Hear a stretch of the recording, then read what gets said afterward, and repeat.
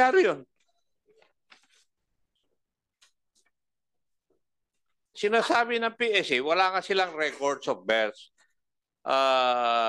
dated August 27, 2001. Pero 4 days thereafter, nag-issue ng document ang local civil register August 31, 2001. Nagkaroon na kagad siya ng birth date.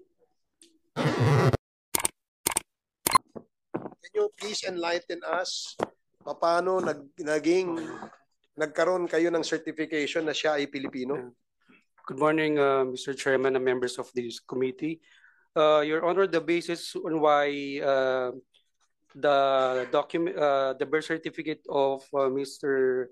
William was loaded in our system is based on the endorsements letter that we received from the former LCR, which was dated August 13, 2003.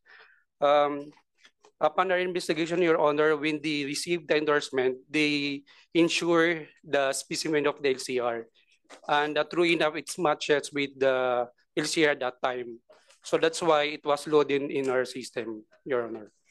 So, kumbaga, you just ministerial lang yung inyong trabaho doon sa sinadmit ng LCR. Yes, Your Honor, because under the EOM, it is the responsibility of the local civil registrar to scrutinize the documents based on our guidelines. Okay, so now that the LCR said that there's no record of Mr. Willie Ong, born May 29, 1977, and PSA, as you're saying now, walang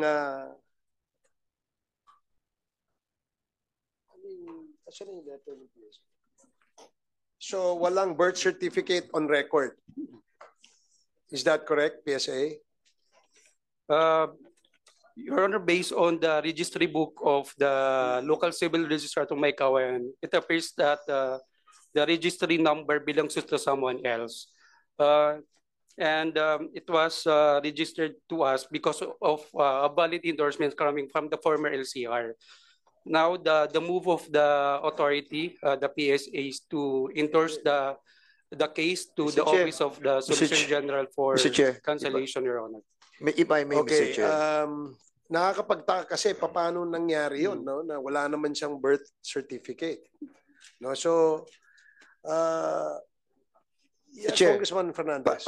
Parang may problem tayo dito. Kasi ngayon ko lang nadinig din yung issue that I learned from the statement of the good chairman that in the last hearing by po, Mr. Chair, that NCR did not issue any birth certificate, no? And according naman sa PSA, nagbase lamang po sila sa issuance ng NCR. Paano po mangyayari yon that NCR never issue any birth certificate while PSA, nagbase lang po kayo sa in-issue naman ng NCR. So there must be somebody who is lying between the two of you. Have we invited the NCR, Mr. Chairman? Yung sa ating local civil registrar? LCR. Andyan? Yes, Miss, oh yes, ayan. Rowena Raroque. So, wala kayong issuance, NCR?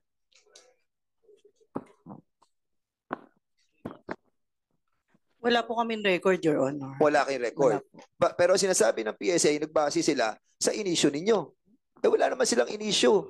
Attorney, PSA. How is that so?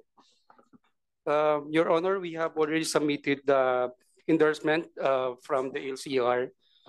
No, that's not the question.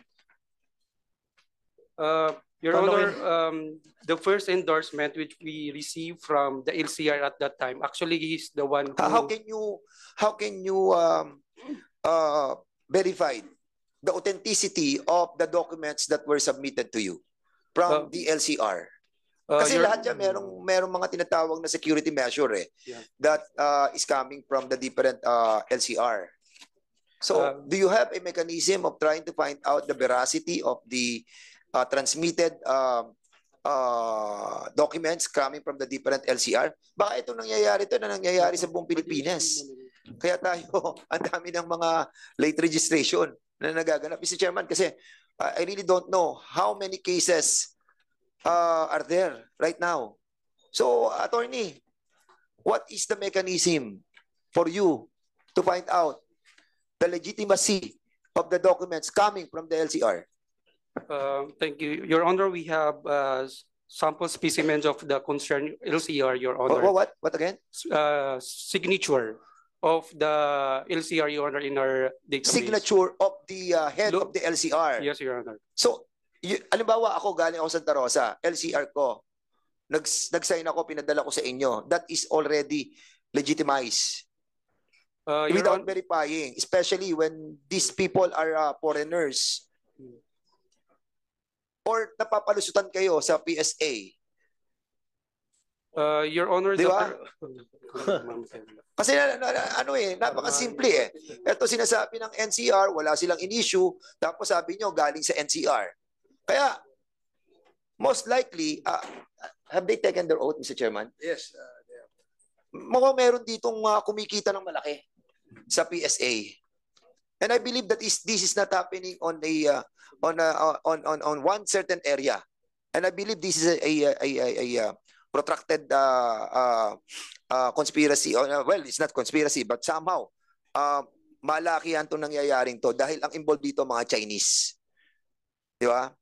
And we have to warn you, attorney, you are under oath, and at the same time, the stake of the national security ang pinag-uusapan dito.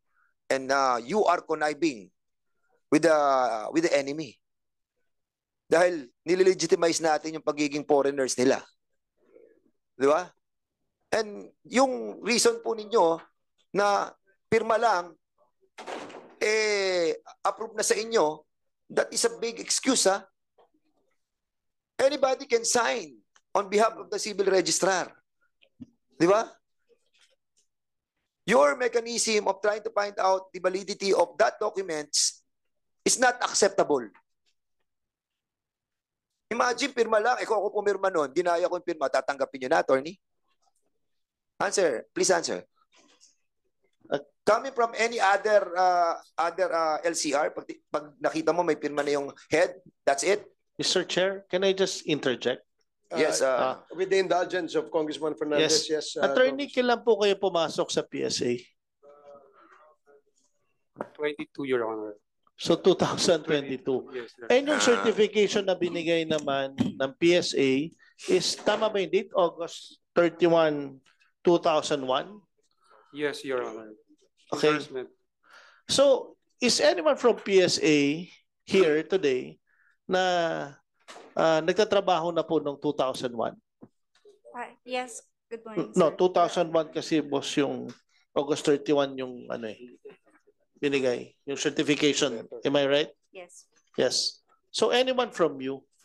Yes, we already submitted a copy of the endorsement letter coming from the local civil registrar of Maykawayan, Bulacan during the time. Yes, so we but checked po. yeah, but the problem here now is LCR ngayon po is denying na may record nun na may registry number na 127. Instead, ang record nila is 127-B77 and different name po yung nakalagay. Yeah, we also checked po in our microfilm that the name of Stephanie Ong is the registry number 127 is for Stephanie Ong. But, Yeah, kasi naalam lang po natin, tama po si Congressman Dan Fernandez, medyo delikado rin po to, especially kung specimen signature lang ng LCR ang binabasihan nyo. Tapos magiging Filipino citizen rin po kaagad because of the late registration. And now, basing sa sinasabi po ng present LCR ngayon, they don't have any record na pinasa sa inyo noong 2001. That's why I'm asking you, attorney, to be fair lang po sa inyo because this happened 2001 and just assumed office 2022. Kaya po nakita ko po yung itsura nyong nagugulat po kayo, no? So, ang inaalam lang po natin is ano ba yung mga security measures kasi ayaw na po rin natin maulit din po ito. yes, sir. This time po, we are strengthening po yung process with delayed registration. Meron po kaming drafted na memorandum regarding this. Based din po sa mga suggestion na we need to require the late registrant to appear. Yes, before but the notice. eto na po yung case natin ngayon. Sinasabi po ng LCR walang record sila regarding the Willie Ong. So, ano na po ang remedy natin sa PSA ngayon regarding the status of the citizenship of Willie Ong na nag-late registration na wala naman po talaga na record nag-emanate doon po sa ating LCR. Okay. Your Honor, with regard to your question, we have already drafted an endorsement letter to OSG for the filing of cancellation of the birth certificate of Willie Ong. But aside from that, Mr. Chair, if I may, no? Well, I'm really sorry, no? Bago ka lang pala doon. I really don't know. And that was issued on 2001 pa. May we possibly know, kapag nanggaling sa NCR yung dokumento, what part of your agency received that document? Actually, may division ko concern on the receipt and control. No, tanong ko lang, anong part ng inyong ahensya ng PSA ang tumatanggap ng dokumento na galing doon yung sa LCR, sa Local Civil Registrar? Siyempre, nagpapadala yan ng dokumento, di ba? Sino tumatanggap doon? PSA. Hindi nga, anong part ng PSA? PSA is anong so big. division? Civil There are different, Registration. ha? Civil Registration Division. Civil Registration Division. Sila tumatanggap ng mga birth certificate na dinadala noong mga applicant. No. Sila. No po. Registration at the local civil registry level. Oo nga, di ba? Okay, sa local, di ba? So sinasabi nyo, dinadala pa sa inyo, meron din kayong kopya, di ba? Yes po. Sino doon sa PSA ang tumatanggap ng kopya ng galing sa civil registrar? Sa provincial statistics office muna po yun. So provincial statistic sa Office probinsya po. muna. Opo, sa And then provincial dadalhin po. sa national. Yes. They provide po the copy for the PSA. So in other words, it's more of a ministerial job on the part of the PSA yung galing sa local civil registrar? Is that what you are trying to imply with us, to us? Yes, the PSA is the National Repository of the Documents. Depository lang kayo. Yes. So in other words, lahat na nakukuha na dokumento, paano to? Wala nang in-issue ang NCR eh. And then suddenly, meron sa PSA eh. Paano nangyari yon? So depository lang kayo. So much more na, Mr. Chairman, the Yes, more that sir. we have to investigate this matter. Because what we can see in here is somehow, doon sa PSA mismo, merong isang division dyan na nag-aayos ng mga dokumentong to na peke. Madam, I'm not pointing at you. Kaya huwag kang mag-anta dito. Huwag kang mag-react. Because if you reacted this way, baka kasama ka. How long have you been in the PSA? Actually, almost 40 years. Ilan? 40 years. 40 years. And since NSO days. 40 years. NSO time pa. Ang tagal mo na doon. You should know everything. 40 years ka na andon. And it happened.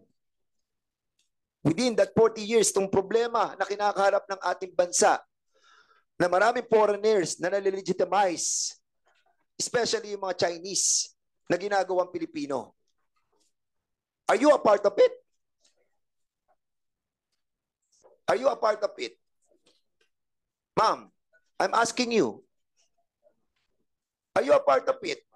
Definitely no. Hindi kasi nga ma'am, sinasabi ko po depository lang kayo Sabi nyo, kung depository lamang kayo, yung mga dokumento na nanggagaling sa mga LCR, tinatanggap nyo lang. Para kayong nga isang system, para kayong interface, na pagkatapos na magawa na ng LCR yung kanilang mga dokumento, meron lamang kayong kopya. Depository nga lang Pero unfortunately, in here, nakikita natin, wala silang in-issue, kayo meron. How is that so? There must be a problem in you. Kaya Mr. Chairman, lumalawak yung problema natin dito sa mga foreigners na legitimize. What part of your provision, of your policy that involves the, what do you call this? The provision of yung late registration. Anong parte ng inyong provision na pinapayagan nyo ang late registration. Like for the example of Mayor Alice Guan, 17 years, saka lang siya na-register. How is that so? Why did you allow it? Can you kindly explain on this committee? Anong provision ng PSA nakalabas na pwede tayo magkaroon ng late registration as long as this kind of situation that Mayor Alice Guan Go. have encountered 17 years, tapos niregister natin? Correct, ma'am? Yes po. Siguro Can I 40 answer years po? ka doon, nasa PSA ka na. Have you encountered this issue of Alice Go? Late registration? Ano po yung policy po natin sa late registration? Po. Meron po kami procedure on the late registration. Actually, we consider po na timely ang registration kapag na-register siya within 30 days. Within? Upon birth po. Dapat na i-register siya in 30 days po. So we consider that timely. If na, So no matter how long you've been in the country, kahit na 30 years ka na, pwede ka pa rin mag-late registration. Is that the policy? meron pong late registration procedure na dapat i-comply po nila yung Can you kindly requirement. give us the provision of your policy on the late registration? So wala siyang capture na time element. Na for example, kailangan hanggang 5 years ka lang. Sa ngayon po, wala. Basta after ng reglementary period, if talaga magre-register po, yun po yung considered na delayed registration. So who is the head of that registrar na nag-upload noong mga documents coming from the LCR? Sinong head sa PSA? Sa ngayon po, meron kaming civil registration service. Sino nga po ang head? Si Assistant National Statistician Marisa Grande. Ilang taon na po siya doon? Hindi ko... Sir, Mr. Chairman, can we invite that person from the PSA as well? Because we need to find out the culpability of our government agencies that deal with the approval of the PSA, you know? Kasi nakikita natin dito, baka malaki tong sitwasyon na to, Mr. Chairman. And that's the reason why we wanted to invite those people who are responsible for receiving the copies coming from the LCR. Tingnan po natin yung kung sino ang mga ito. At especially sa province ng saan ba nang galing? May Kawayan, Bulacan. Sila yung depository. Sino yung head ng depository nyo? We need to invite them, Mr. Chairman, to shed light on this matter. Kasi kitang-kita po natin na may problema doon sa transmission eh. Kung depository lamang sila, dapat talagang magre-reflect lang kung ano nang gagaling sa mga civil registrar. Pero kung meron ngayon nakakasingit, ang problema nasa PSA.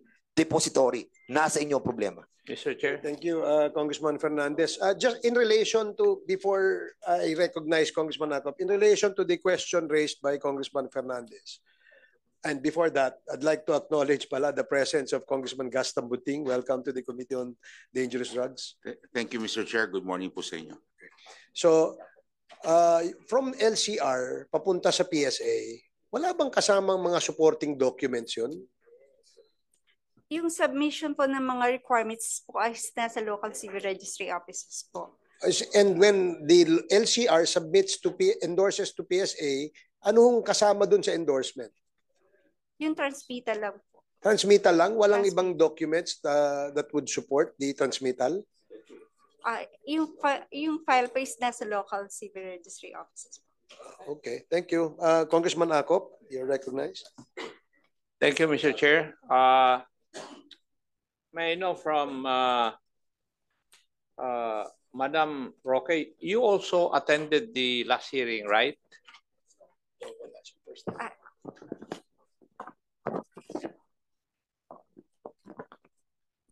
Hindi po ako nakarating nung May 8, Your Honor. The previous hearing. Hindi po. Hindi pa po. First time mo? Apo. So, you are certifying that there is no record of Mr. Willie Ong's birth insofar as your office is concerned. Yes po, Your Honor. Thank you. Now, PSA, are you aware of a document dated 27 August 2001 from the Office of the Civil Registrar General regarding the request of Mr. Willie Ong for travel abroad. He was requesting for certain from your office files for his birth record. Are you aware of that? Your Honor, we have po a copy of the Hindi, certificate. tinatanong ko lang ma'am kung you're aware of it. Yes.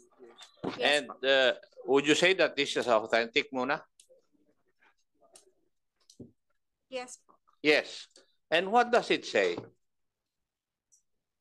Certifying that the birth record of Billy Ong, alleged to have been born on 29 May 1977 in Maykawayan, Bulacan, had negative results. At negative results. Pakibasa ulit.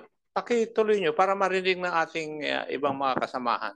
This is further certifies that civil registry records of births for the year 1977 are intact in the files of the Office of the Local Civil Registrar, the above named locality as per status report of civil registry records submitted to this office on 14 May 1999.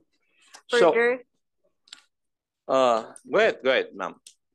further, verification may therefore be requested in the files of that office. Now, you are certifying that pursuant to your record, kasi National Statistics Office document to, di ba? Yes. The precursor of your office now, the PSA. Tama po? Opo. Yes.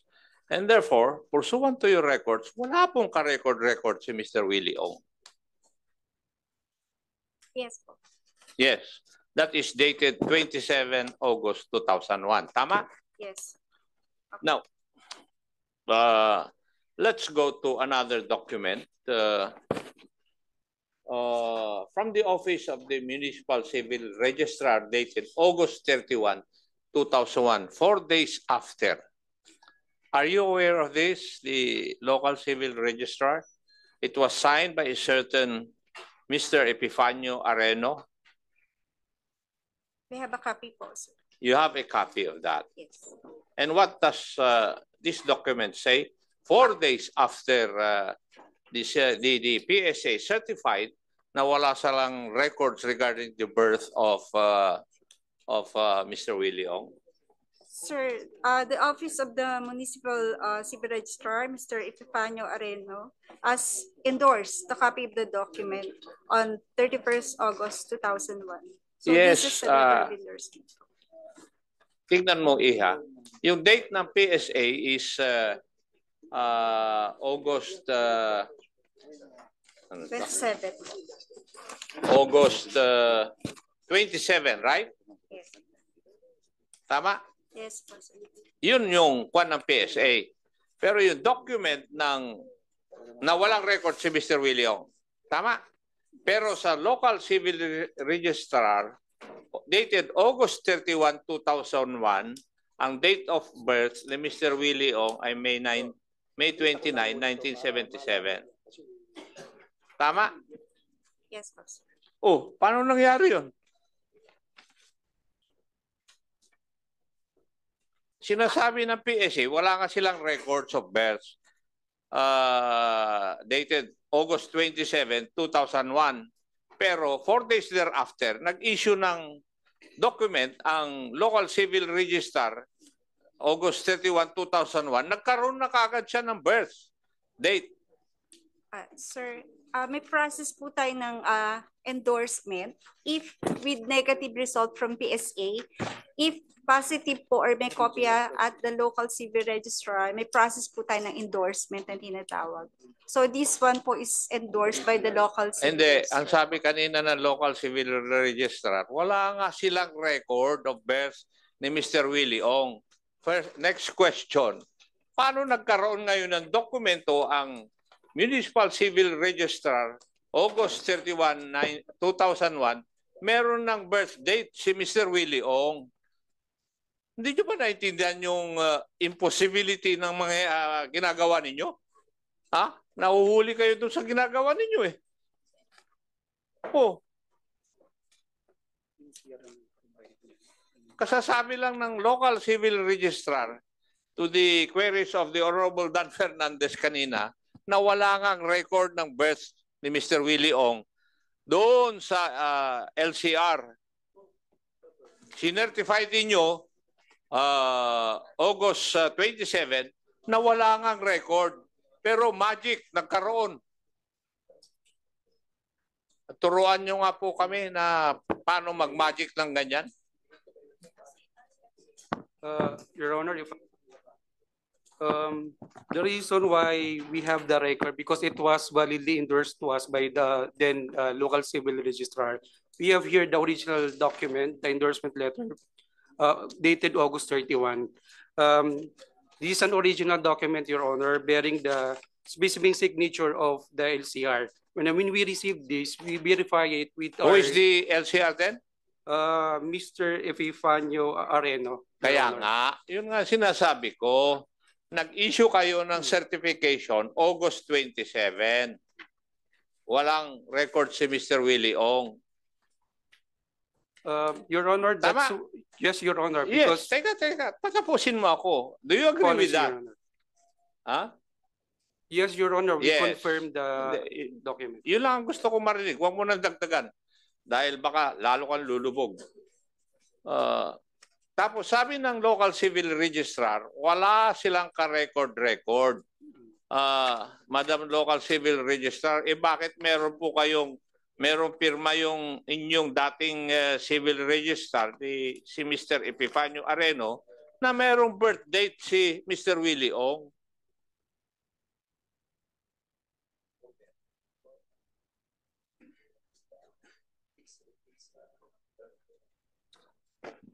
Your Honor, hindi ko po siya masagot kung paano po nangyari yun that time.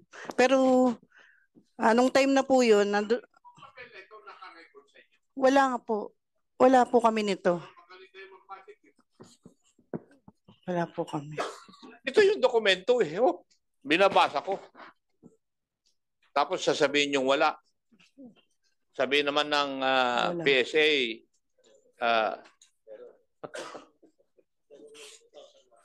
meron noong 2001. Alam niyo, kung titingnan po natin ito, ordinaryo lang ang tingin nyo na problema nito eh.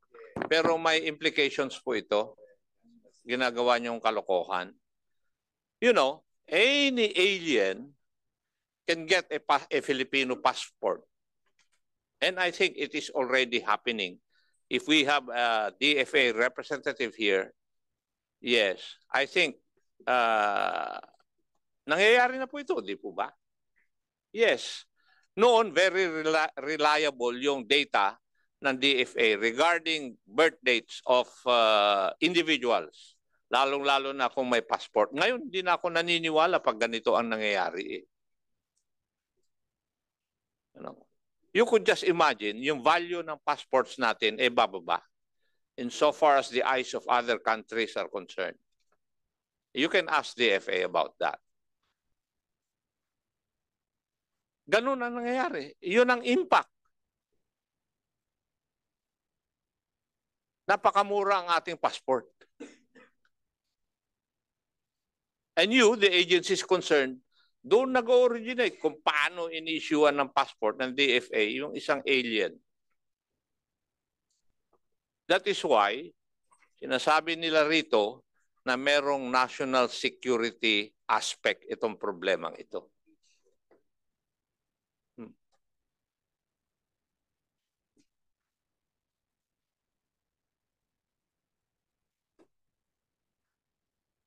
So, paano nyo i-explain yung mga ito?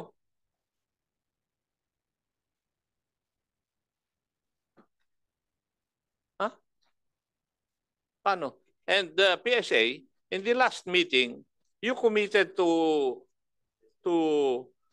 form a technical working group to look into this problem.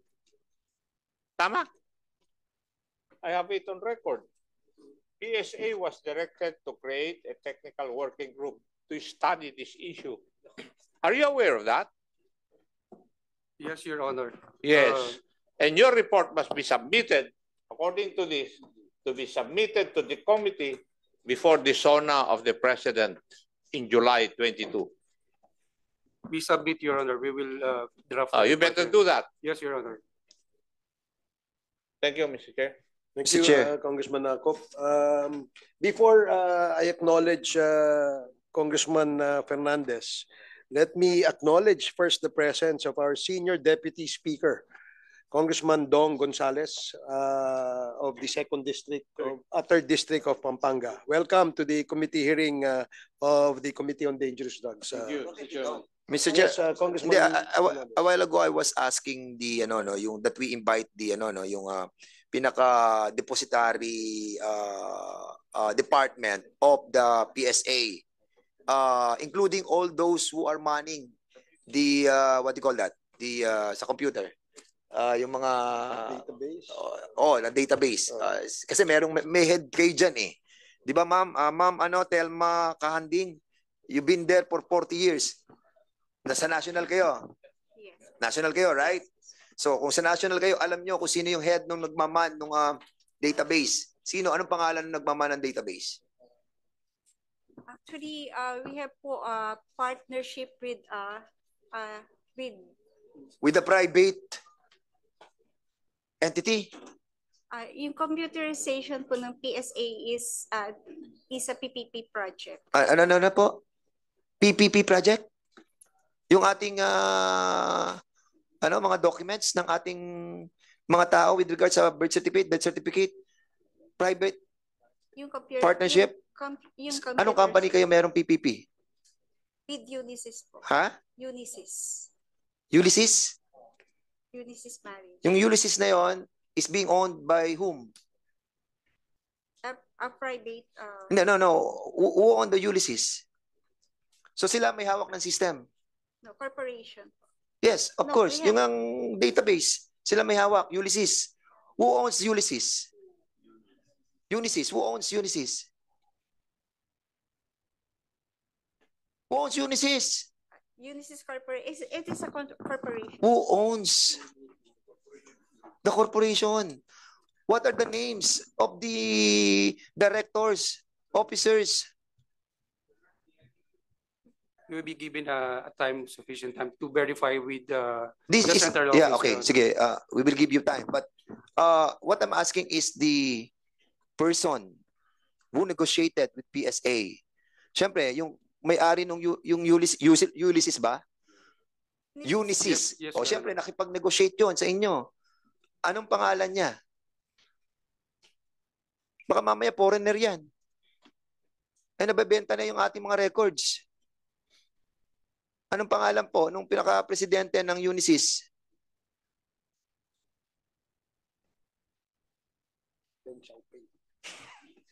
Can you kindly submit to us kung nahirapan po kayo? Submit Yes, to us all the names of the directors of the Unisys. And how long have we been in contract with them? Ilang taon na po tayong may kontrata sa kanila? We submit, Your Honor. Sige po. Okay. Can we invite also, Mr. Chairman, yung yung pinaka-head ng PSA, si Dennis Mapa, and also that the last 3 former PSA officials, Mr. Okay. Chairman, So, and also all those who are manning the database of the PSA. Okay. Yung controlling mismo, yung nagko-control ng pagpasok noong mga nanggagaling sa iba't ibang LCR. local civil registrar. We need that, Mr. Chairman.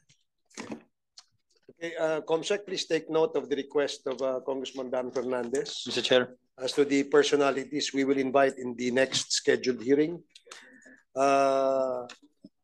Before we acknowledge Congressman Gomez, I'd like to share in relation to the questions propounded by the members to PSA. Pakita ko lang itong very crucial kasi itong information na to because Empire 999 owned by Mr. Willie Ong, majority owned by Mr. Willie Ong, is now 99% not a Pinoy, not a Filipino. And considering that he's not a Filipino,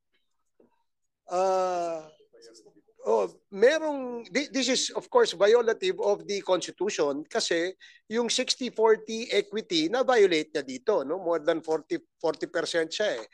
And to add insult to injury, ginamit niya yung pagiging fake niya na Pilipino para makabili ng maraming lupa dito sa ating bansa, no? And particularly in Pampanga.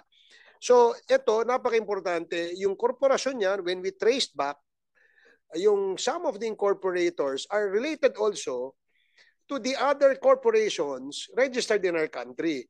Can we show it on screen? Yung mga, unahin muna natin ito, no? Ito, Mr. Willie Ong. Fictitious PSA certification of the existing birth record, no actual record at the LCR. Dahil yun ang sabi ng LCR, at wala namang siyang kopya na, meron ba siyang Form 102, yung birth certificate, PSA? Wala. So meaning, kagaya nung sinabi nyo kanina, you will immediately cancel. What is there to cancel if he has no birth certificate? No, di ba? So, ano yan?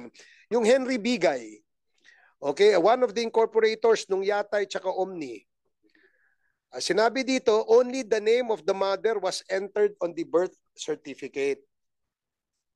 There seems to be a pattern, no? Yung mga Chinese nationals wanting to get Filipino citizenship, ang modus, pinanganak sa isang malayong lugar sa ating mga probinsya, late registration, ang nagpaanak, kumadrona, o midwife, lahat po yan. Yan o, yun yung pattern eh. At pang-apat, doon sa kanilang records that they submit, mothers lang ho yung nakarehistro. Or father, mother or father, hindi mother and father, no? So parang these are all red flags, di ba? Kung tutusin, no?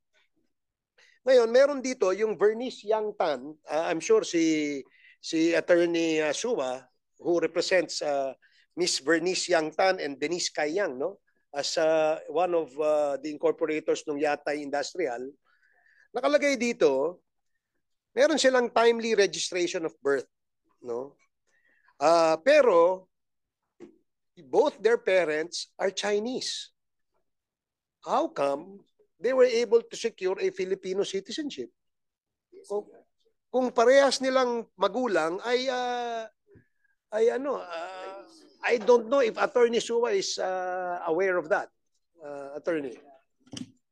Your Honor, to my knowledge, Miss Bernice Yang Tan is married to a Filipino, and she acquired Filipino citizenship recently by virtue of the Moya Limyao rule, Your Honor. Okay, I'm not very familiar with that ruling, but when was this? Your Honor, I think the marriage was in 2021, Your Honor, and the process of acquiring Filipino citizenship by virtue of marriage to a Filipino under the Moya Limyao rule was processed, I think, 2 years ago, Your Honor. Well, can we get records of that too? And please ask... Mr. Chair, can we be educated on that issue? What was Can you that? enlighten us more Kasi on parang that medyo, ruling? anong ruling yun? Yes, That's that not is the ruling the- of the, wait. That's not the ruling of our Philippine government. That's the ruling of what? Supreme Court. Supreme Court decision. So, okay, sige.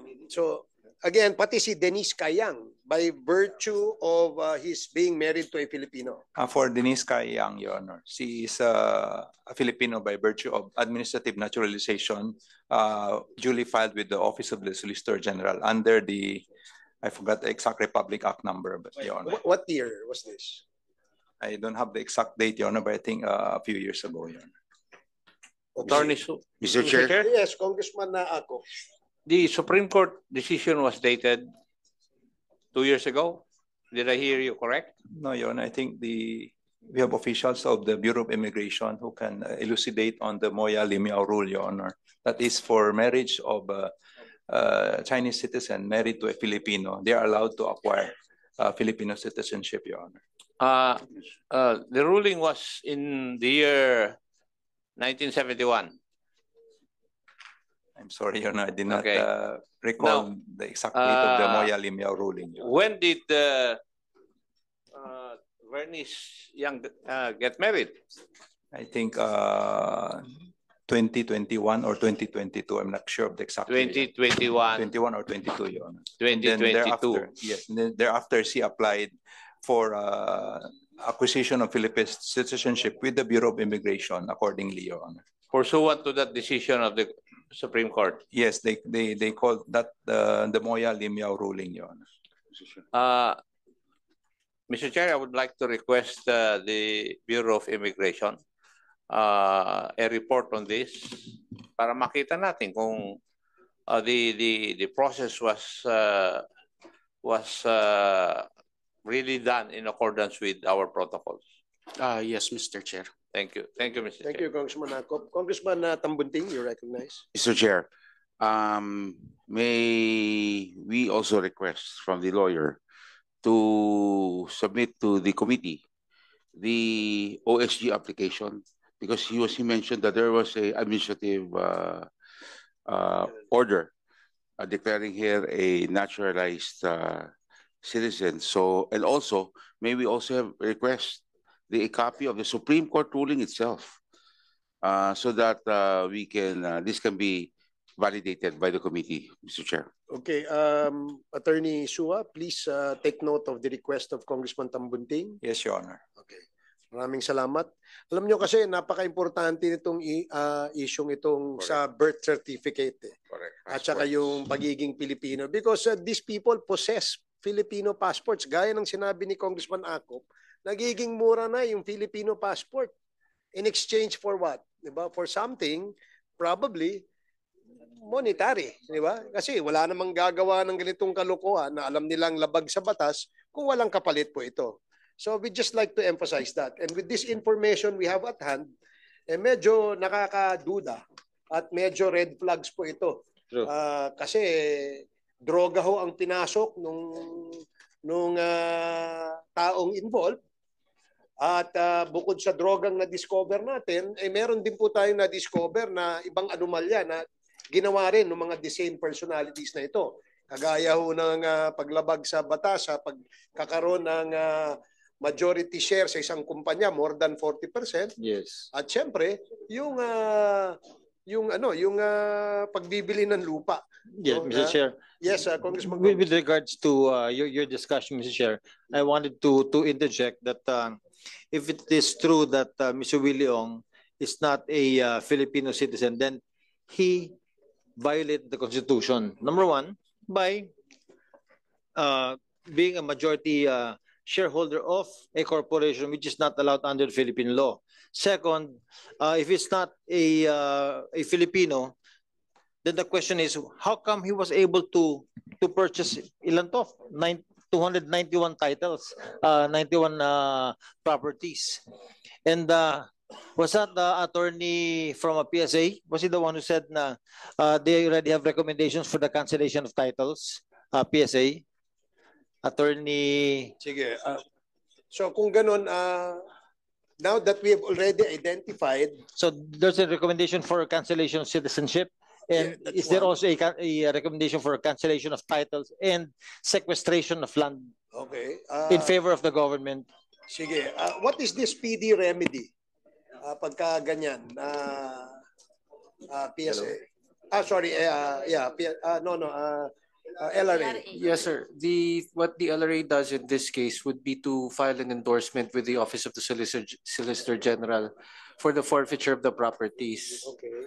So, pwede ba na, kasi ang normal tendency, no, kapag may ganyan, magbibibenta ng mga lupa kagad yung mga yan eh.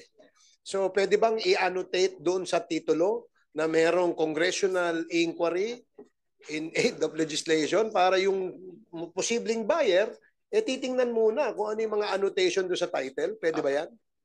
Your Honor, yung allowable under the circumstances is an annotation for list pendants. Ibig sabihin po, kailangan may Yes. kaso sa court. Okay. However, we commit right now na we will monitor the properties. So, there must be a case first before yung lease pendants would apply? Yes, Okay. Your Honor. So in this case that meron pa tayong ongoing investigation sa congressional inquiry, can we not annotate or put an annotation that subject to the et cetera ng congressional inquiry? Yung based on an endorsement from us, Your Honor, pwede nang mag-file ng case ang Office of the Solgen tapos tatakan na namin yung list pendant. Okay, so mas maganda yun. Yes, Congressman Paduano. Anyway, in line with that purchase of properties of foreign national, actually sa committee ko, it was raised already, Mr. Chairman, and in fact, supposedly before this hearing commenced with regards, before the period of interpellation commence, I will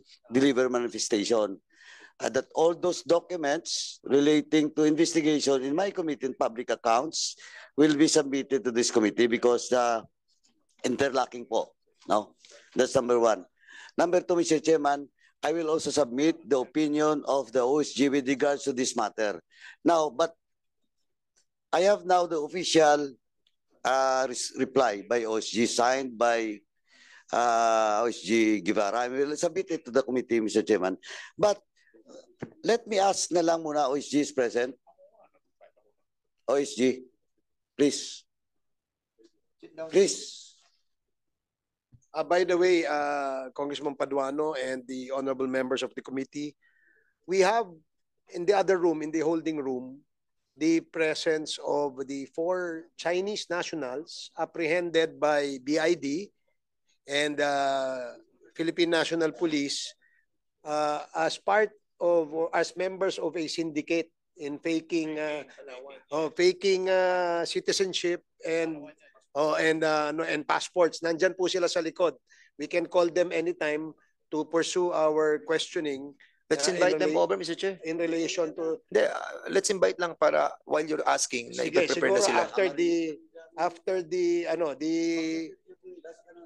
sila. Before that, let me invite you to have your lunch while we're having our committee hearing. The lunch was sponsored by our Senior Deputy Speaker, Don Gonzales. So you can have lunch while we're conducting this hearing.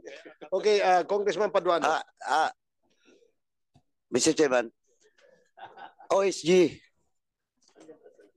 are you present during my hearing with regards to the issue of land acquisition of foreign nationals and the legal opinion of the OSG was asked by the committee? Not me personally, Your Honor. In the last hearing in this committee, the issue also arise. Then the OSG was asked, are you present during the last hearing? I wasn't, Your Honor. Mr. Chairman, yun ang problema. Kasi, supposedly, those resource speakers that is present, previously present, should be present in today's hearing. Kasi paiba-iba ang opinion. As I have observed, Mr. Chairman, sa OSG, paiba-iba ang opinion. Kasi, ang pagkatanda ko po, and now I will ask the OSG, last hearing, when the OSG representative was asked about the possible legal remedies of government in this case, ang sagot po, pwedeng forfeiture of such property. We're talking here about a foreign national owning a property or land in this country. Ano pong opinion mo? Kasi last hearing, the opinion is forfeiture.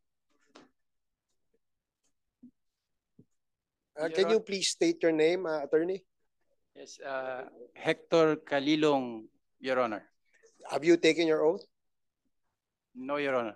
Okay, may we ask you to please take your oath? Comsec, please administer the oath of attorney Hector Calilong. Calilong. Calilong. Please raise your hand, sir. Do you swear to tell the truth and nothing but the truth in this congressional inquiry? Yes, I do. Thank you.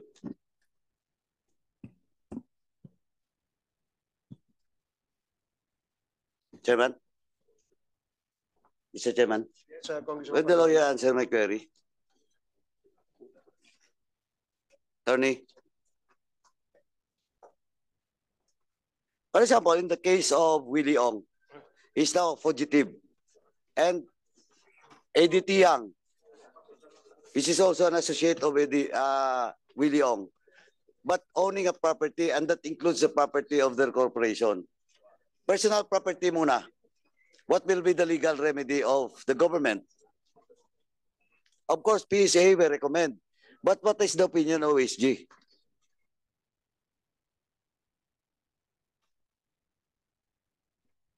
Your Honor, escheat or reversion proceedings can be filed, Your Honor. Sorry? escheat or reversion proceedings can be filed. Reversion. Yes, Your Honor. Okay. Okay, so, Mr. Chairman, just for the record, the answer, ito yung gusto ko marinig. The answer of OSG is pwede po yung reversion process. After the PSA recommends to OSG. It is the LRA, Your Honor. LRA, sorry. LRA. Yes, Your Honor. After the LRA, will recommend to you. Endorse the case to the OSG. Okay. Your Honor. Now, question of can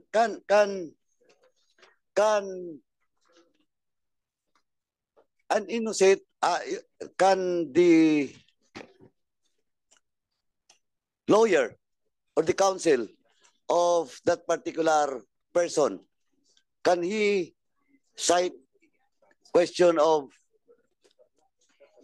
in good faith? And that remember the title was already transferred twice or thrice.